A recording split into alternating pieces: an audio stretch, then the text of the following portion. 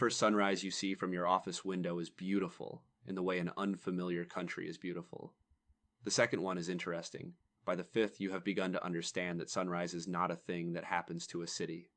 It is a thing that happens to people who have not yet gone to bed. You are 26 years old. You are wearing a tie you have not loosened since 7 o'clock the morning before.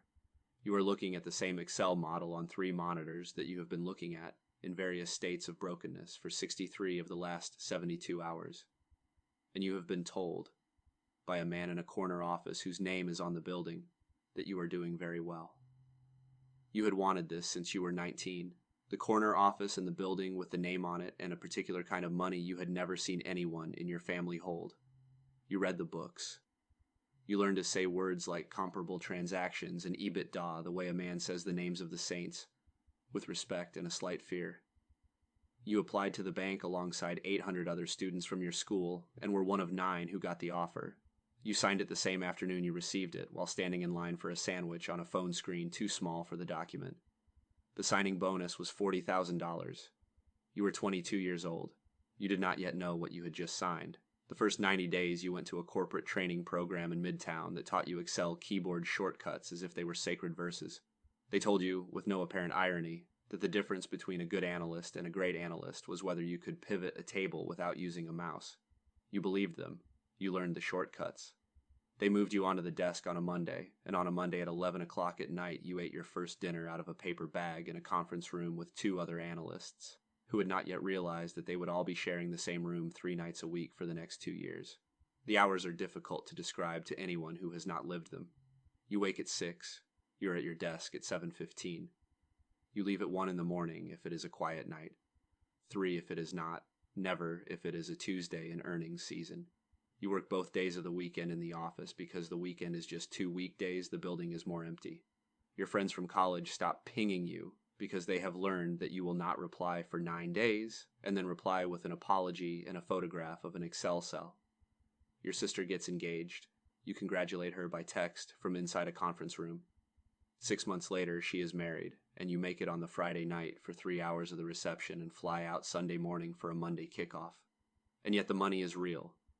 This is the part everybody whispers about and nobody quite says out loud because saying it sounds like a bribe you're accepting in public. Your first year bonus is $85,000 deposited in a single transaction in late January like a thank you note signed in cash. Your second year, it is $130,000. By 24, your checking account has a 6-figure number sitting in it that you have not figured out what to do with because you have not had an uninterrupted afternoon in 8 months to think about it. The apartment you signed for at $4,200 a month has a kitchen you have used, on the most generous accounting, 4 times. The cost is also real, and the cost is the part you do not want to look at, because the cost is not in any line on any deck. The cost is the woman you were seeing in your second year, whom you stood up at a Tuesday dinner because the head of the group changed the timeline on a pitch, and who, 6 weeks later, very gently told you that she had loved you but could not be married to a man whose body was at her table and whose mind was on the 48th floor.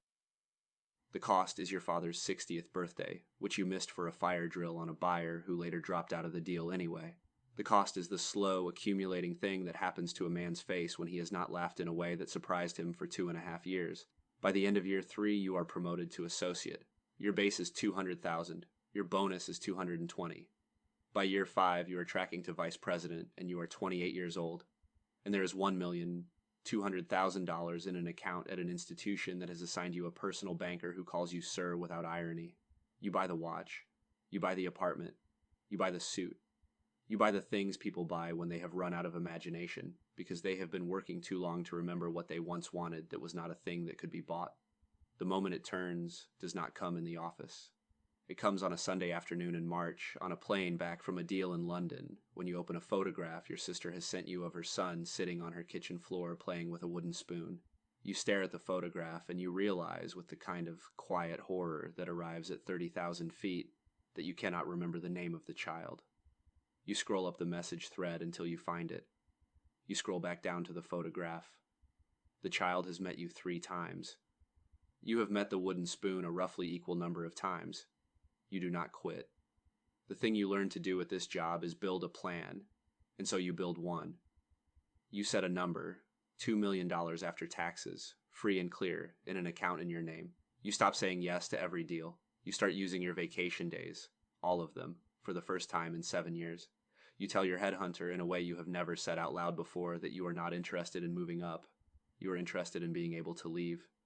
You discover, walking out of his office, that you do not actually want a different bank. You want a different life. You hit the number on a Thursday in November of your 7th year. You resign on a Friday morning at 9:15.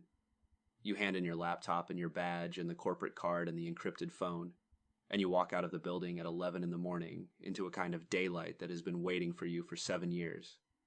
You take the subway home, not the car service, just the subway, and you watch the faces of people who are doing other kinds of work and other kinds of clothing, and you understand for the first time in a long time that none of them is impressed with what you have just done, and none of them needs to be. You do not start another company. You do not go to business school. You do not, in fact, do very much. You buy a small house an hour outside the city, in the town where your sister lives, because she has had a second child in the years you were not counting, and you have come to suspect that the next chapter of your life will not be about doing more. You drive over on a Tuesday afternoon and you sit on her kitchen floor with the 4-year-old you had once forgotten the name of, and the boy tells you about a turtle he saw in his backyard last week with the patience of a child describing the actual most important event of his year, and you listen to him for 43 minutes without checking a phone. What you bought, you understand now, was not the apartment, or the watch, or the wine. The money was not the prize. The money was a key, and the door it opened was this one.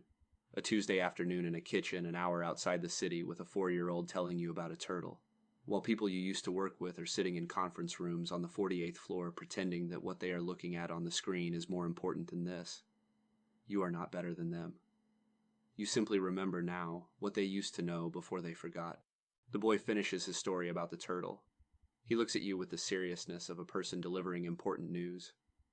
He asks you if you have ever seen a turtle. You tell him yes. He asks you to describe it.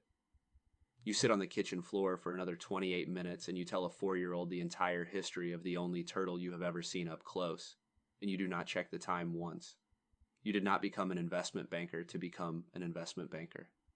You became one because you needed a particular kind of money, the kind that buys back in a single transaction all of the Tuesday afternoons you used to be too important to spend.